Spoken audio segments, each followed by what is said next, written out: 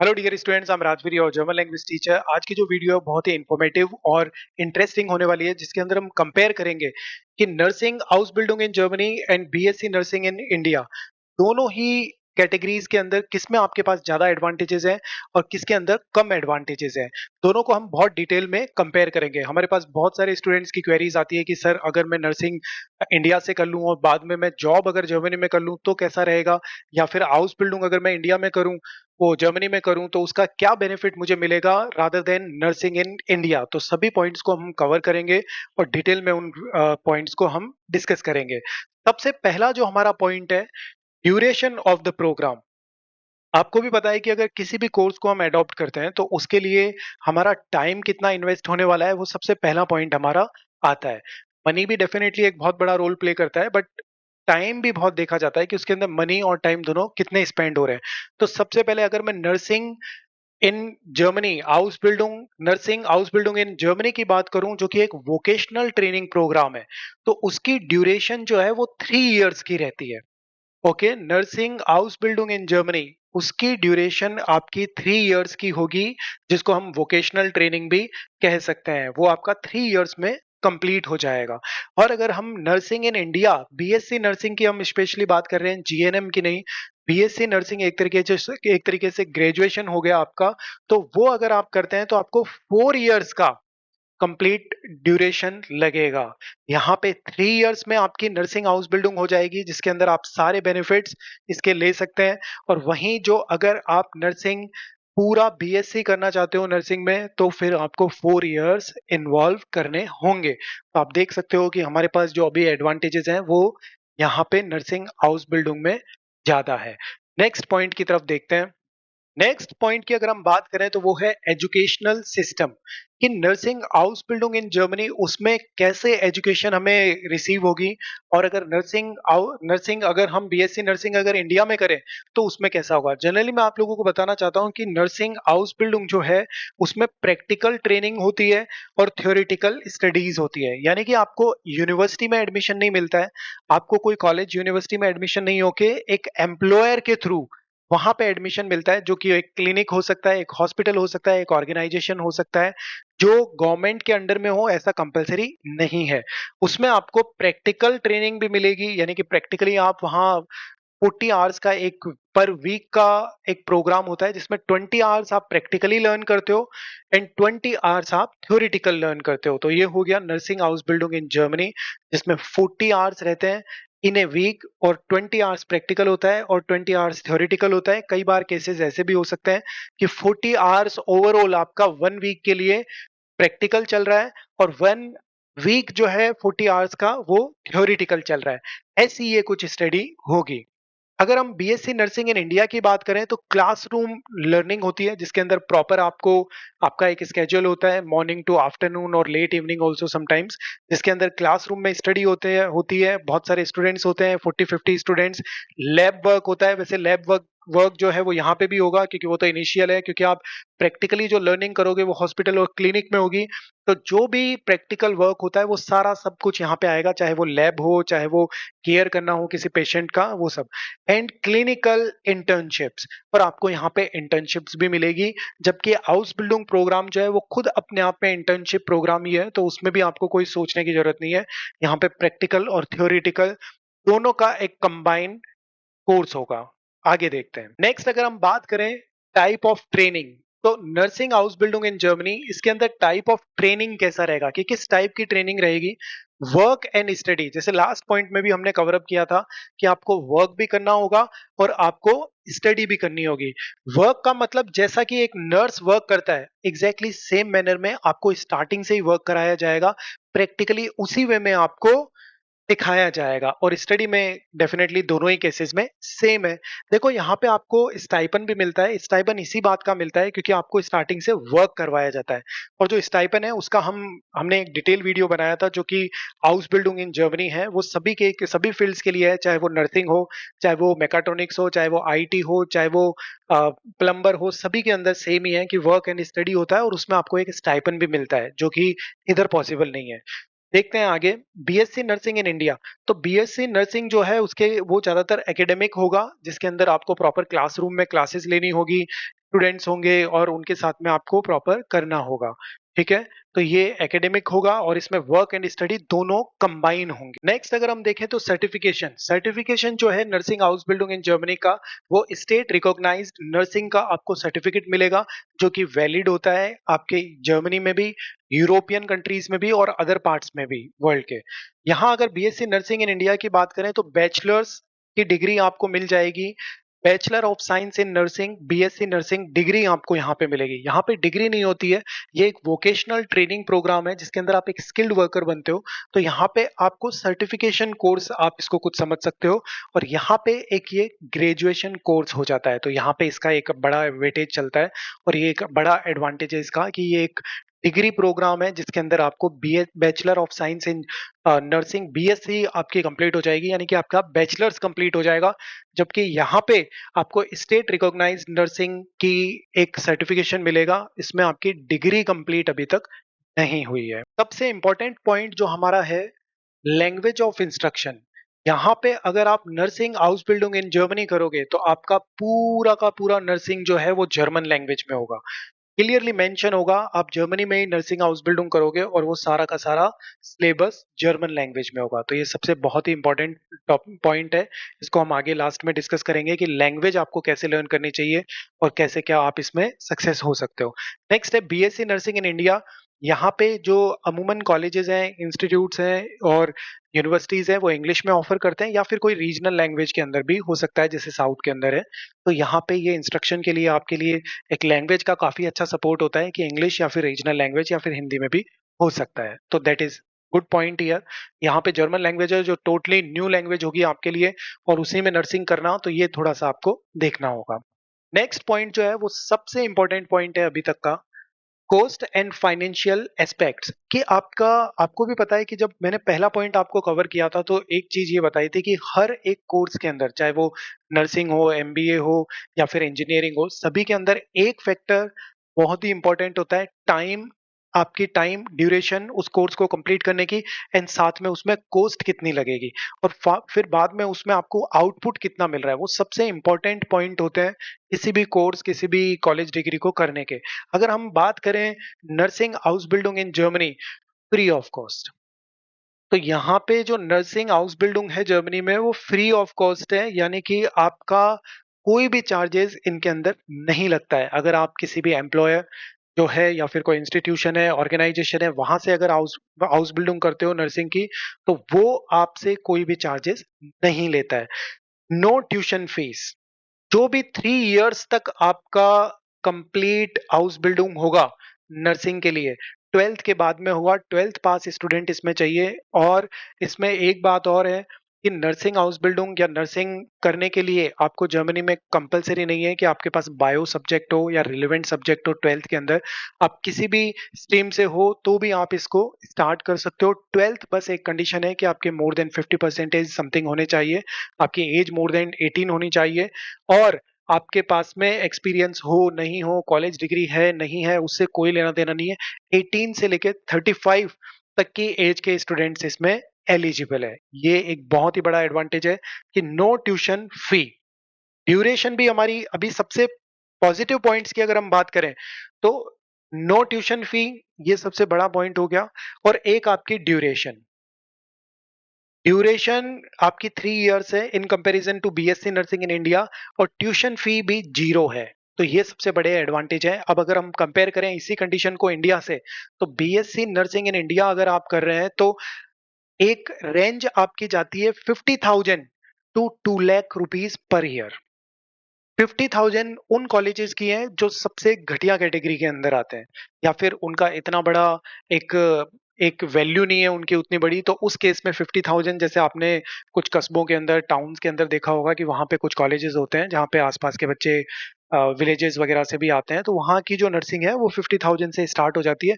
But अगर आप एक अच्छे कॉलेज से, अच्छे इंस्टीट्यूशन से, ऑर्गेनाइजेशन से अगर आप नर्सिंग करोगे तो जितना मेरा एक्सपीरियंस है, क्योंकि हमारे पास नर्सिंग के स्टूडेंट्स भी आते हैं, उनकी कॉस्ट अगर मैं पूछता हूँ उनसे, तो अमूमन उनकी जो कॉस्ट आती है वो 1 लाख समथिंग आ ही रही है। कि अगर आप किसी अच्छे ठीक-ठाक यूनिवर्सिटी कॉलेज में अगर आपका एडमिशन है, तो तकरीबन आपकी जो फीस है नर्सिंग बीएससी नर्सिंग की 1 ईयर की, तो वो ऑन एवरेज 1 लाख समथिंग जा रही है, 1 लाख से ऊपर ही जा रही है। कईयों की 1.5 लैक्स भी है, 1 लाख 50,000 भी जा रही है। उनके अंदर डिपेंड करता है कि उनकी यूनिवर्सिटी वगैरह कैसी है, कॉलेजेस वगैरह कैसे हैं।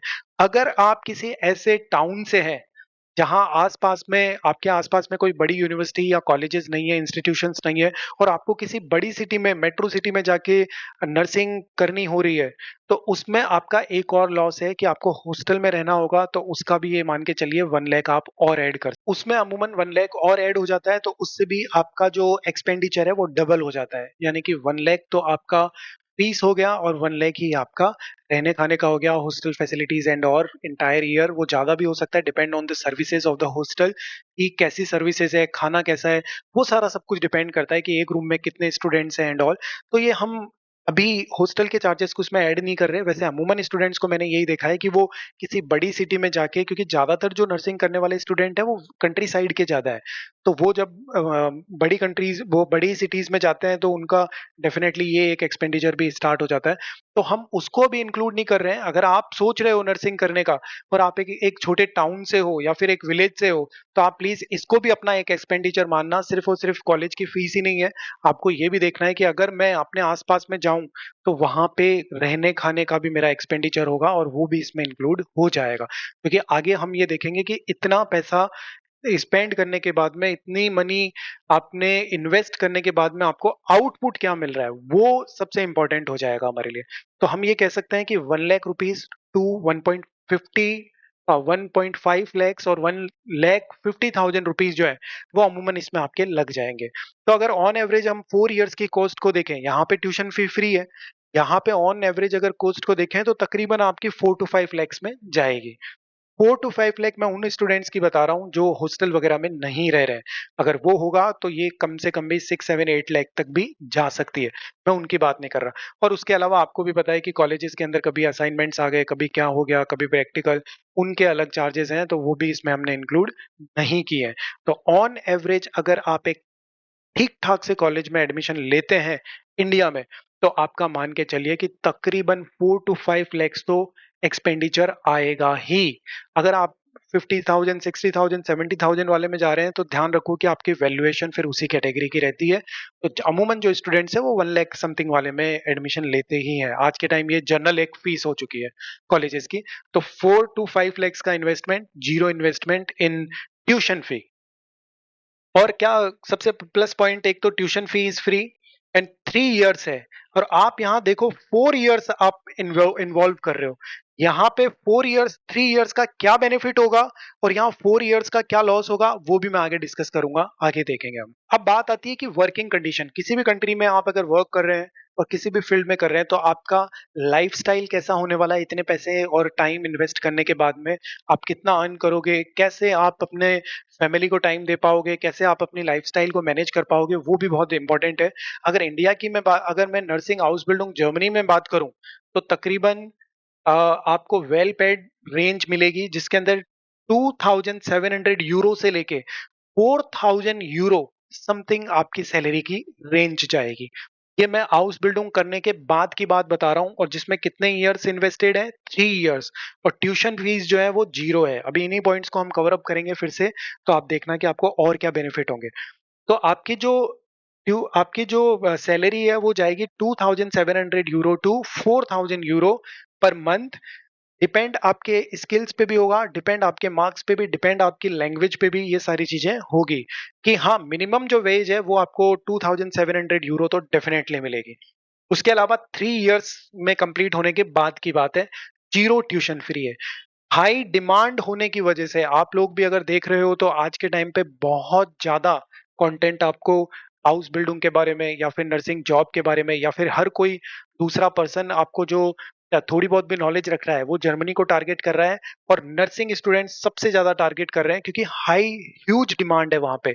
डिमांड हाई है, सप्लाई बहुत कम है, तो ये हमेशा ध्यान रखो। ऐसे प्रोफेशंस जिनके अंदर डिमांड बहुत हाई हो और कम लोग अवेलेबल हैं, तो आपकी वैल्यूएशन हमेशा बनी रहती है। और ऐसे ही प्रोफेशन जिनके अंदर डिमांड बहुत कम हो चुकी है और दुनिया भर के लोग, दुनिया भर के स्टूडेंट्स उसके अंदर इन्वॉल्व हो चुके हैं, तो समझ लीजिए कि आपकी वैल्यूएशन डाउन होएगी। ऐसा ही इंडिया में नर्सिंग जॉब में है, क्योंकि पहले अगर देखा जाता था तो अमूमन जो नर्सिंग स्टाफ होता था वो केरला का होता था। आपने भी, जब आप छोटे होंगे तो आपने देखा होगा, अपने पेरेंट्स से पूछना, अमूमन हॉस्पिटल्स के अंदर केरला का स्टाफ हुआ करता था। बट अगर अभी देखोगे तो हर एरिया का स्टाफ है। अगर आप राजस्थान में हो तो राजस्थान के लोग भी वहां पे आपको दिख जाएंगे, जयपुर ये। तो यही चीज है कि इतने सारे लोग इस प्रोफेशन में आने की वजह से उसकी वैल्यूएशन को डाउन लेके आ रहे हैं। हाई डिमांड है अभी वहाँ।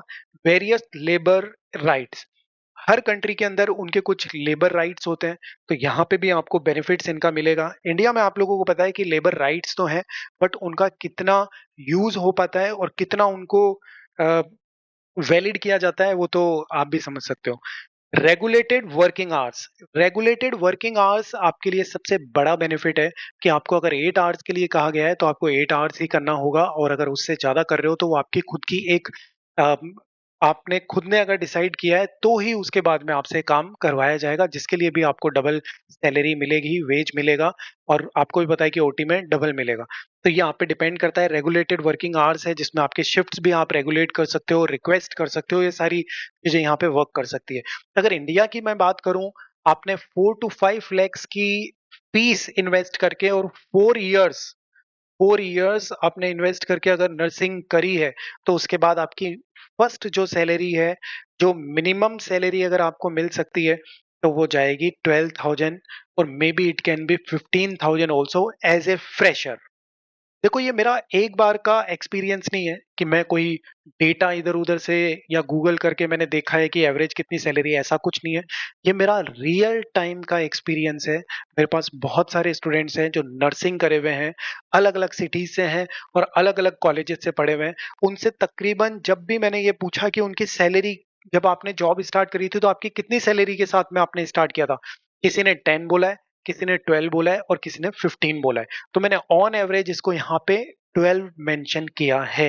तो ये रियल फैक्ट डेटा है। आप भी अपने पास में देख सकते हो कि जो बिगिनर्स हैं, उनकी सैलरी 12,000 15,000 से ज़्यादा नहीं हो पा रही है। दूसरी अगर मैं बात करूँ, उनका हाईएस्ट सैलरी पैकेज कितना जाता है, ये पर मंथ के डेटा है। 30,000 उनका मैक्सिमम जा सकता है प्राइवेट हॉस्पिटल के अंदर। कई बार 20,000 भी है, 25 भी है, डिपेंड करता है सिटी टू सिटी और कहाँ पे है और आपका कितना एक्सपीरियंस है। बहुत ज़्यादा एक्सपीरियंस है, आईसीयू वगैरह में हो, तो आपका 30,000 समथिंग जाता है, 40,000 भी जा सकता है। बट ये ऑन एवरेज मैंने बताया, इससे ज़्यादा नहीं है। इससे ज़्यादा अगर आप गवर्नमेंट में जाते हो वो एक अलग बात है, बट अभी हम प्राइवेट सेक्टर की ही सिर्फ बात कर रहे हैं, तो 12 टू 30,000 के अंदर आप सेटल हो जाओगे। अब आप खुद सोचो कि आज के टाइम पे इन्फ्लेशन रेट इतनी हाई है कि अगर आप मैरिड हो और किसी सिटी में आप रेंट पे रह रहे हो, तो आज फैमिली के साथ में रह रहे हो तो 10 to 15,000 तो आपका रेंट निकल जाता है। खाना-पीना, तो ये आप इसमें क्या सर्वाइव करोगे और क्या अपनी लाइफ़स्टाइल बना पाओगे और क्या अपनी फैमिली को आप एक लाइफ़स्टाइल दे पाओगे, that depends on you. Next one, demanding working conditions. ये डिमांडिंग वर्किंग कंडीशंस का मतलब ये है कि इंडिया में अभी ये रहता है कि 2 पर्सन्स की नीड है। किसी भी प्रोफेशन की बात कर रहा हूं मैं, सिर्फ नर्सिंग प्रोफेशन की बात नहीं कर रहा। डिमांड वहां पे 2 पर्सन्स की है, बट 1 पर्सन से उन 2 पर्सन्स का काम करवा लिया जाता है, चाहे वो स्कूल हो, चाहे वो हॉस्पिटल हो, चाहे कहीं भी हो, रादर देन गवर्नमेंट ऑफिसेस, वहां तो अलग ही बात है। तो ये सारी भी एक प्रॉब्लम है कि डिमांडिंग वर्क कंडीशंस है कि एक 2 पर्सन्स का काम 1 पर्सन कर रहा है। तो अगर कोई फेस्टिवल्स हैं, कोई ह्यूज डिमांड है, तो उसमें पता चला कि आपको एक्स्ट्रा आवर्स करने पड़ रहे हैं और उन पे आपको पेमेंट भी नहीं होगा। आपकी 8 आवर्स की वर्क शिफ्ट होती है, बट फिर भी उसके बावजूद 1 आवर आप एक्स्ट्रा भी करना पड़ सकता है।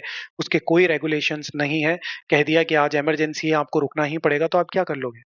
आप अगर छोड़ोगे तो कोई और आएगा। बस यही बात है। इंटेंस आपके वर्कलोड हो जाएगा। आपने भी देखा है कि इंडिया के अंदर अगर बात करें वर्क लाइफ बैलेंस की, तो वो किसी भी प्रोफ़ेशन में इतने ह्यूज लेवल पे नहीं है। आपको वर्क लाइफ बैलेंस देखने को नहीं मिलेगा। कभी आपको अगर वीकेंड ऑफ है तो कभी सैटरडे को बुला लिया जाएगा, कभी मान लीजिए कोई फेस्टिवल आ रहे हैं तो अगर किसी और एम्प्लॉइज ने अगर हॉलीडे कर लिए हैं तो आपको नहीं मिल पा रहा, तो ये सारी कंडीशंस हैं। वर्कलोड बहुत ज्यादा रहता है तो उसके, और वो वर्कलोड और या डिमांडिंग वर्किंग आवर्स, इन दोनों का एक ही प्रॉब्लम है कि टू पर्सन का काम वन पर्सन कर रहा है, तो इस वजह से ये चीजें होती है। ऐसा नहीं है कि हमारे यहाँ ये सिचुएशन सही नहीं हो सकती, सही हो सकती है, बट डेफिनेटली जो कैपिटलिज्म के लोग हैं वो इसका फायदा उठाते हैं। नेक्स्ट अगर हम यहाँ की बात करें तो रेगुलेटेड हो गया, वेल पेड है। अगर आप इसको रफली ट्रांसलेट करोगे इंडियन रुपीज में तो आपका 2,50,000 से ऊपर की सैलरी स्टार्ट होगी। 3 lakhs आप कह सकते हो ऑन एवरेज, 3 lakhs आपकी सैलरी स्टार्ट हो जाएगी इंडियन रुपीज में पर मंथ। अब इन दोनों को आप कंपेयर कर सकते हो। 3 lakhs की सैलरी एक नर्सिंग जॉब में, जो इंडिया में आप बहुत ही ज्यादा प्रोफेशनल हो, एमबीए ये वो, उसके बावजूद भी आपको नहीं मिल सकती। और यहाँ पे आप नर्सिंग जॉब के अंदर 3 lakhs की सैलरी अर्न कर रहे हो इंडियन रुपीज में। टैक्सेस की बात नहीं कर रहा, वो एक अलग है, वो हर कंट्री का एक अलग पैटर्न है और उसमें बेनिफिट्स भी होते हैं, फिर टैक्स है तो बेनिफिट भी है। तो 3 lakhs समथिंग आपको सैलरी स्टार्ट हो जाएगी। यहाँ पे 12,000 to 30,000 है 4 to 5 lakhs इन्वेस्ट करने के बाद, और 4 years। यहाँ पे आपको एक चीज और गौर करने लायक है, अगर आपकी ऑन एवरेज सैलरी 3 lakhs है इंडियन रुपीज में, तो यहाँ पे आपने 1 year ज्यादा इन्वेस्ट किया है, क्योंकि आपने नर्सिंग जो करी है वो 4 years के लिए करी है, और जो हाउस बिल्डिंग है उसमें नर्सिंग जो होती है वो 3 years की है। यानी कि 1 year जो आपको एक्स्ट्रा मिला है, और मैं 1 year को नहीं 10 months को कर देता हूँ, तो 10 months इंटू 3 lakhs अगर आप कर दोगे तो 30 lakhs का प्रॉफिट आपको ये भी है। ठीक है, कि यहाँ पे आपने जो ये 3 lakhs है, 3 lakhs पर मंथ की सैलरी है, और अगर 10 months भी अगर आप मानो तो ये भी आपको बेनिफिट मिलेंगे। तो सबसे बड़ा अच्छा बेनिफिट है कि आपको सैलरी, एक बहुत ह्यूज सैलरी है अगर कंपैरिजन करें कि नर्सिंग जॉब इन इंडिया, और आपका टाइम भी कम लगा, और आप एक अच्छी लाइफस्टाइल में हो। तो ये सबसे बड़ा है, क्योंकि एट द एंड तो देखो, सैलरी मैटर करेगी, आपकी लाइफस्टाइल मैटर करेगी, आपकी फैमिली की लाइफस्टाइल मैटर करेगी, ये सारी चीजें बहुत मैटर करेगी। एक और बड़ा बेनिफिट ये है कि आप जब ये सैलरी अर्न कर रहे हो तो आप अभी भी इंडिया में हो। यहाँ जो ये सैलरी अर्न कर रहे हो वो इंडिया में हो। आप ये जो सैलरी भी अर्न कर रहे हो आप जर्मनी में हो, और आपको शेंगेन वीजा मिलता है। शेंगेन वीजा का मतलब है कि जर्मनी में जितनी भी वो यूरोप के अंदर जितनी भी कंट्रीज आती है उनके अंदर आप बिना किसी वीजा रिस्ट्रिक्शंस के ट्रैवल कर सकते हो, साथ में वर्क भी कर सकते हो। और ये जो नर्सिंग हाउस बिल्डिंग है उसकी जो सर्टिफिकेशन है, उसके सर्टिफिकेशन आपके यूरोप में भी वैलिड है। आप किसी भी कंट्री में जाके वर्क कर सकते हो, तो ये भी एक ह्यूज आपको बेनिफिट होगा। उसके अलावा मैं आपको एक बेनिफिट बताता हूँ। आप सपोज मैरिड है, आप अपनी फैमिली को भी वहां शिफ्ट कर सकते हैं, स्पाउस वीजा, पेरेंट्स भी आपके साथ में जा सकते हैं। अगर आपकी वाइफ भी वर्किंग है तो वो भी वहां पे आईटी हो, या फिर वो खुद भी नर्स है, तो दोनों आप वर्क कर सकते हो। और एक चीज, कुछ लोग ये कहते हैं कि जर्मनी में टैक्सेस बहुत हाई है, बट वहाँ टैक्स है, बट डेफिनेटली उसके बेनिफिट्स भी बहुत हाई है।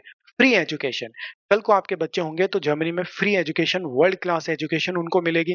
3 years में आपको पीआर मिल सकता है, वो भी एक ह्यूज ह्यूज आपका एडवांटेज होगा। उसके अलावा बहुत सारे ऐसे बेनिफिट्स हैं, जैसे हमने देखा कि अगर मान लीजिए आपको जॉब नहीं मिल रही, बाद में आप पीआर मिल गया, तो आपको यहाँ पे बेनिफिट्स मिलेंगे फ्रॉम द गवर्नमेंट कि 1,000 यूरो, 1,500 यूरो समथिंग आपको स्टाइपेंड मिलता रहेगा। तो ये बेनिफिट्स हैं। टोल टैक्स नहीं होता है रोड पे वहां पे, तो ये सारे बेनिफिट्स अगर आपको दे दिए जाए, और अगर 30-40% टैक्स भी ले लिया जाए तो फिर क्या फर्क पड़ रहा है। तो ये बेनिफिट्स आपको जरूर देखने हैं।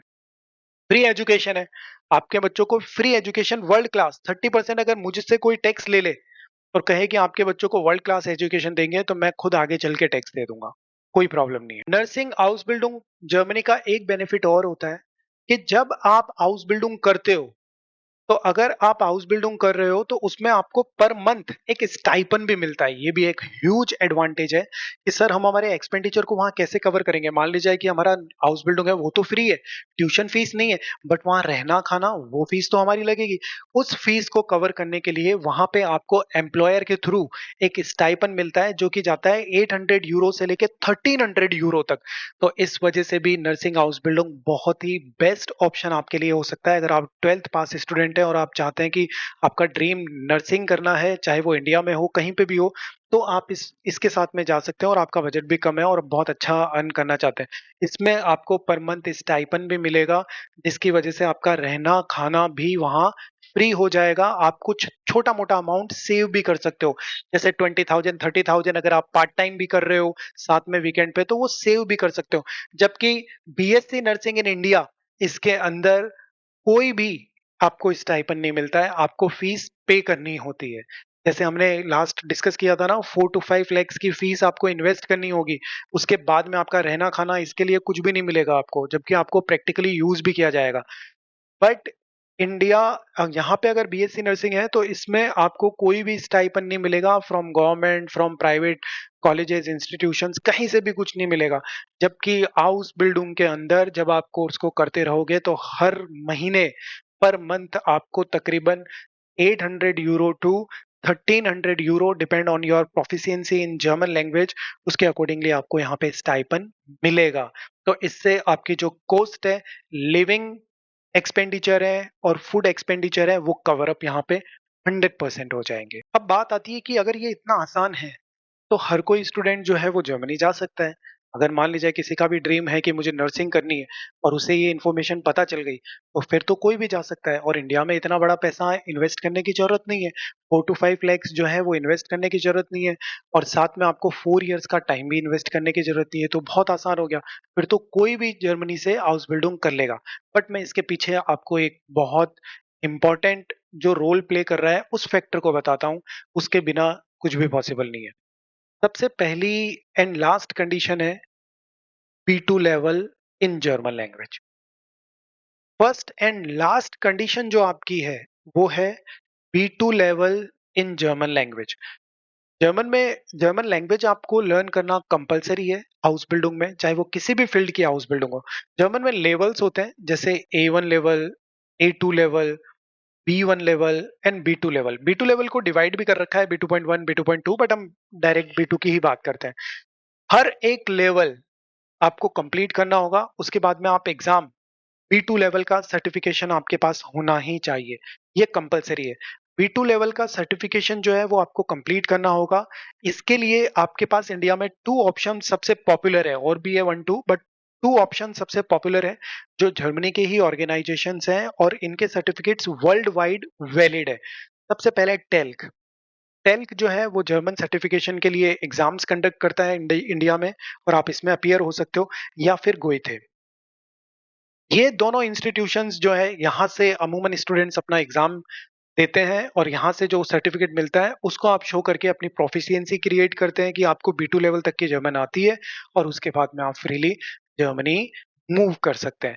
अदरवाइज इनके बिना that is not at all possible. बिना जर्मन के हाउस बिल्डिंग प्रोग्राम के बारे में सोचना बेकार है। आपको अगर हाउस बिल्डिंग में जाना है, चाहे वो किसी भी फील्ड में हो, नर्सिंग हो, मैकाट्रॉनिक्स हो, आईटी हो, whatever field, bakery, whatever field, उसके लिए आपको B1 उन फील्ड्स में जो लोअर कैटेगरी है, बाकी B2 आपको मैक्सिमम जो अच्छे टॉप क्लास की हाउस बिल्डिंग्स हैं जिसमें नर्सिंग सबसे डिमांडिंग है, नर्सिंग, उसमें आप लोगों को B2 सर्टिफिकेशन होना कंपलसरी है। इन इंस्टीट्यूट से टेल्क और गोइथे, आपके किसी भी प्राइवेट इंस्टीट्यूट का सर्टिफिकेट वैलिड नहीं होगा। तो ये आपको ध्यान रखना है। और एक बात मैं और आपको बता दूं कि आप कहीं से भी रैंडमली लैंग्वेज नहीं लर्न कर सकते हैं। आपको प्रॉपर गाइडेंस, एक लॉन्ग जर्नी होगी आपकी 6 टू 8 मंथ्स की, उसके अंदर प्रॉपर्ली आपको लर्न करना होगा। और अमूमन मेरा जो एक्सपीरियंस है वो मैं ये बता देता हूँ कि बहुत सारे स्टूडेंट्स हैं जो ट्राई करते हैं इस फील्ड को कंप्लीट करने का, बट एट द एंड जो B1 और B2 लेवल है वो बहुत ही डिफिकल्ट लेवल्स हैं, उनके अंदर वो सक्सेसफुल नहीं हो पाते हैं। इसके पीछे एक ही रीजन है, एक तो एक टीचर एक्सपीरियंस ना होना, दूसरी बात कि एटमॉस्फेयर क्रिएट ना कर पाना। जैसे लैंग्वेज का जो लर्निंग का हमारा इंडिया का जो कल्चर है वो ऐसा है कि एक क्लासरूम में बस हमें ग्रामर करवाए जा रहे हैं, ग्रामर हम कर रहे हैं और उसी पे इंटेंस है। उससे बिल्कुल आप सक्सेसफुल नहीं हो सकते। आपको हर एक चीज का एक कॉम्बिनेशन चाहिए। और लैंग्वेज एक ऐसी चीज है, अगर आप पूरा टाइम उसमें इन्वॉल्व है, आपका पूरा ड्रीम सिर्फ एक चीज है कि लैंग्वेज, तो आप सक्सेसफुल हो सकते हो। अदरवाइज आप कुछ और भी कर रहे हो और साथ में ये भी कर रहे हो तो ये बिल्कुल पॉसिबल नहीं है। आपको सिर्फ और सिर्फ फोकस जर्मन लैंग्वेज पे करना होगा, जिसके लिए हमारी फैसिलिटीज भी अवेलेबल है। हमारे यहाँ इंस्टीट्यूट पे आपको offline online both of the classes available है, और इसके अंदर आप लोगों को पूरा दिन क्लास में रखा जाता है। स्टार्टिंग A1 से हमारा फोकस ज़्यादा से ज़्यादा स्पीकिंग पे रहता है। एटमॉस्फेयर हमारी क्लास का ऐसा रहता है कि सिर्फ़ आप जर्मन में ही बोलोगे। ये हमारे रूल्स हैं जिसके अंदर आपको पूरा दिन जर्मन में बोलना होता है, और प्रैक्टिकल, थ्योरेटिकल और साथ में एक्टिविटीज़ को एंगेज करके एक ऐसा क्लासरूम बनाया जाता है कि जिसमें आप फन वे में लर्न कर रहे हो। ऐसा नहीं कि टेंशन हो रही है कि आप पास कर पाओगे, नहीं कर पाओगे, ऐसा बिल्कुल भी नहीं। आपको हॉस्टल सुविधाएँ भी अवेलेबल होगी, हॉस्टल फैसिलिटीज़ अवेलेबल होगी, जिसके अंदर आपको कुछ नहीं करना, बस अपने कपड़े लेके आने हैं और यहाँ पे स्टार्ट कर देना है लैंग्वेज लर्निंग। और आपको पूरा अश्योर किया जाएगा कि आप 100% इन लेवल्स को निकालो। उसी तरीके से आपको गाइड किया जाएगा, इन्फॉर्मेशंस दी जाएगी और क्लासेस आपको प्रोवाइड करवाई जाएगी। आई होप कि मैंने आप लोगों को सारा कंपैरिजन बहुत अच्छे से एक्सप्लेन कर दिया है। नेक्स्ट वीडियो में हम डिस्कशन करेंगे कि अदर फील्ड्स में हाउस बिल्डिंग करना कितना वैल्यूएबल है, और टेल्क और गोइथे एग्जाम में किसको आपको प्रेफरेंस देनी चाहिए। टेल्क में आपको अपीयर होना चाहिए या गोइथे में, कौन सा इजी है, कौन सा डिफिकल्ट है, क्या इसके एडवांटेजेस हैं टेल्क में एग्जाम देने के और क्या एडवांटेजेस हैं गोइथे एग्जाम में। ठीक है, तो next please don't forget to subscribe so that you can get all of the information which we are sharing every single day.